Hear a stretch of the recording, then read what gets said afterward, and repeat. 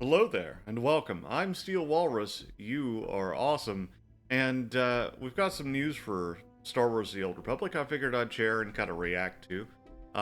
Where other games are doing things like DLSS and AI upscaling and Vulkan, we're finally moving into the 2020s with DirectX 12 for Star Wars The Old Republic, which I'm super excited about. I think this is great. It's a good sign for where Broadsword is going with the game. This is something that EA and BioWare should have done years ago and just didn't.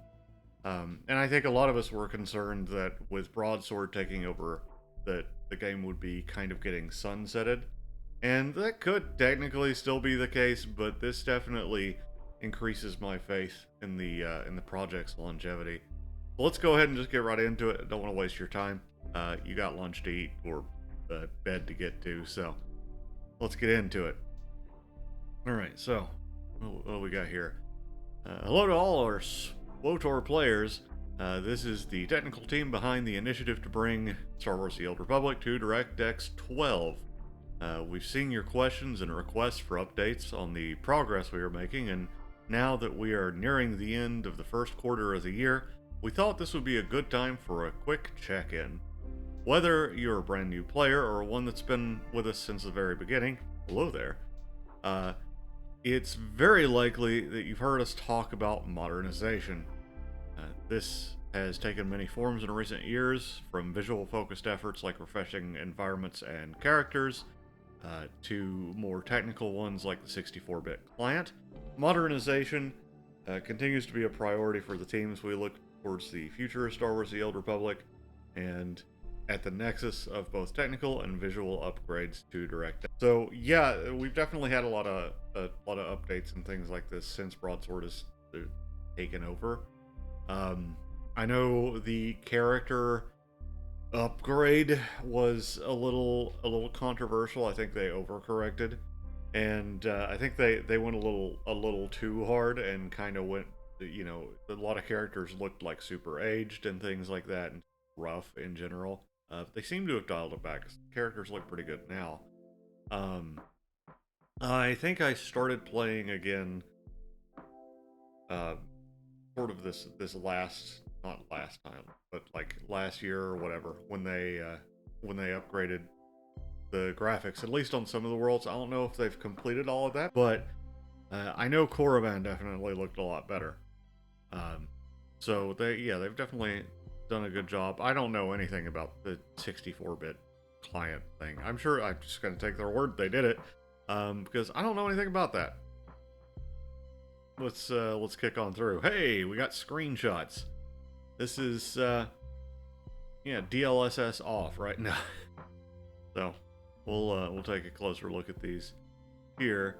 But I know Lord, I know exactly where both of these are. I think if you can tell me where these are, you'll get a special prize. So, all right, beginning of the journey. When we committed to upgrading to our version of DirectX, the first task was to create a baseline that would allow us to experiment with different approaches for modernizing the game. In short, we made a version of the game where the rendering was reduced to a basic set of features. For example, at this stage, objects were drawn with no textures. This allowed us to remove aspects of our engine that were specific to DX9. I didn't realize it was that old. But I guess it was. Right, so that would ensure that we could move to DX12 without introducing fundamental performance problems. Okay, so yeah, it looks like... Yeah, basically, because this is, I mean, they're upgrading, they're jumping 3, I think. 3 generation, more or less, in this. There are some things that are just super outdated with DX9. Again, like I said, I think DX9 was still a thing when I was in, high school, and I am in my 30s. So, yeah, it's time to move into the 2020s. I wonder, Vulkan may just be a little bit too experimental, maybe too who knows why they're not using Vulkan, because it is very good. from my experience. At least with Star Citizen, it does a great job. It's kind of helped with the performance over there. But DX12 is solid. Next, we began to recreate the minimal rendering features for DX12. The Old Republic was originally created in Hero Engine, but as the game has been upgraded and modified heavily over the years, little of the original code remains.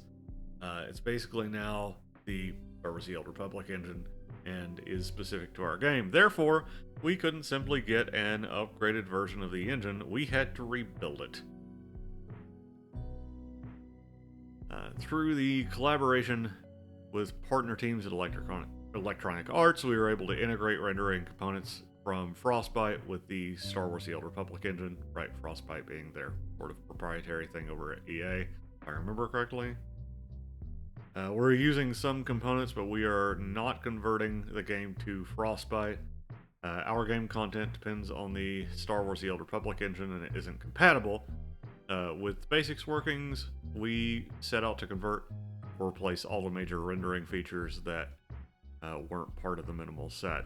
Some features, such as shaders, short programs that assist colors to pixels, right, had to be redone from scratch because the differences were stark, while other features could be kept with a few modifications. And they're very specific that these are not final. I think all hell would break loose if these were going to be final. This work has come a very long way. We have all the major features working except for the user interface. We can all agree that the UI is a must-have, for any future testing. And we found that converting this component has been our greatest challenge to date. Similar to the rendering engine upgrade, there was not a direct upgrade path for the UI, and we worked with teams at EA who had carried out similar work before to complete the conversion ourselves. Currently, we are working to get the UI in a functional state so that we can move on to public testing, along with a few other loose ends to tie up. Once we're in a position to communicate further about a technical alpha test, we'll make an official announcement. For now, here are examples of the latest progress we made, and it looks really good. Like, this looks kind of dark, TBH, and I can still see a lot of old Star Wars, like a lot of Old Republic, or old Republic in it. But it does look good. The lighting, I think, seems to really have benefited. So, and of course, these are going to be probably older textures, so maybe we'll see some texture upgrades. It'll be interesting to see what they do with the UI. I hope we get to continue with our ability to, like, fiddle with the AI, do our own sort of arranging and scaling of it, because quite frankly, that's huge to me. I like being able to do that. But if not, that UI better be good. And following on to that, you know, if the UI is solid, then maybe we can start changing the way the game plays a little bit. Though that gets into, like, you know, if you played Star Wars Galaxies, some combat upgrade territory. You're going to have some people who are very, very attached to the way the game is always played. I'm one of those people, but seeing it brought into a modern vibe, more of an action MMO, right, could be beneficial. I just worry that if not done correctly, well, this is all theory crafting, it doesn't matter, but if it's not done correctly, it could really screw the experience of the game up. But that's me just theorizing, just throwing some ideas out into the atmosphere. So don't take that as a thing. When we are in a good position to release the technical alpha of the game with DirectX 12, players should expect the first iteration of testing will not have all the advanced rendering features available. For example, features like shadows and bloom, glare effects and bright lights may not be implemented yet. There are a huge number of different processors and graphics cards in the marketplace, and we won't be able to test all of them internally. So, our first focus will be asking players to tell us about compatibility issues, glitches. This testing is still in the future, but we are well on the way. What we're expecting from DX12: The goal of moving to DX12 is to ensure the technology used to maintain the game is supported, as well as provide us with opportunities to further modernize the game. As technology continues to evolve, so must the foundations of Star Wars The Old Republic. This goal and mindset is similar to when we migrated to 64-bit. However, moving to DirectX 12 also opens the door for all kinds of graphical improvements we'd like to make in the future. It wouldn't be possible with DX9. We will share more details about other benefits players can expect from DX12 in a future article. At this time, we wanted to share the progress that had been made so far and give you a glimpse of what's to come. We appreciate your support, and we look forward to sharing the progress with you soon. The Star Wars The Old Republic technical team. Alright, so overall, I like what's being said here. I'm hoping, Brand, that in the near future, we'll see some more of this. Maybe we're close, really close to a test. I definitely want to get involved in that. Well, I know there are problems and not just me screwing up. Probably not, but all the same. They definitely alluded to that. They haven't really done any like graphics updates to that, so a lot of this stuff is still going to look kind of like the Star Wars The Old Republic you're familiar with.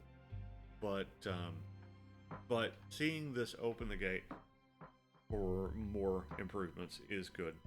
Really helps how I feel about where the game is going, and how much longevity the game is going to have. I mean, it is the only Star Wars MMO currently in production, and right now I don't even think there is any Star Wars media in production. I mean, Andor ended, and when was the last time you heard anything out of The Mandalorian? We're kind of in a dry spell right now for people that want Star Wars content.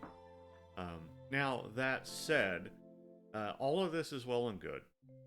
All this technical upgrade and stuff is awesome, super cool, but it doesn't replace the fact that there haven't been real huge substantial updates to the story or the mechanics of the game or anything like that in a long time. Yeah, that we've had some little story chapter releases and stuff like that here and there, but nothing near as substantial as Kotat or Kotfi.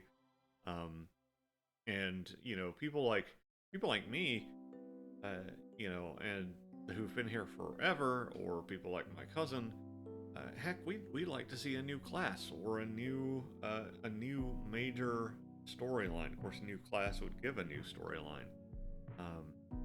So, you know, that is something for them to consider. Is that we need to add some other stuff in. If we want to keep a lot of the old school players, we've got to fix PvP. I think one of the biggest complaints that I hear about it, besides the toxicity of it, is the balance of it. And of course, there's a lot of toxicity around the dungeons and flashpoints, right, and operations. Which those are community issues. Devs really can't fix those themselves. That's up to us, right? But the devs can tune the environment to where that toxicity is a lot less prevalent and has a lot less room to prosper and grow.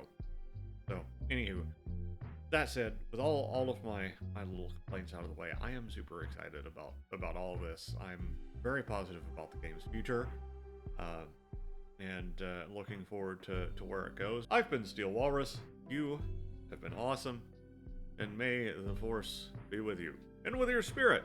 Happy Easter.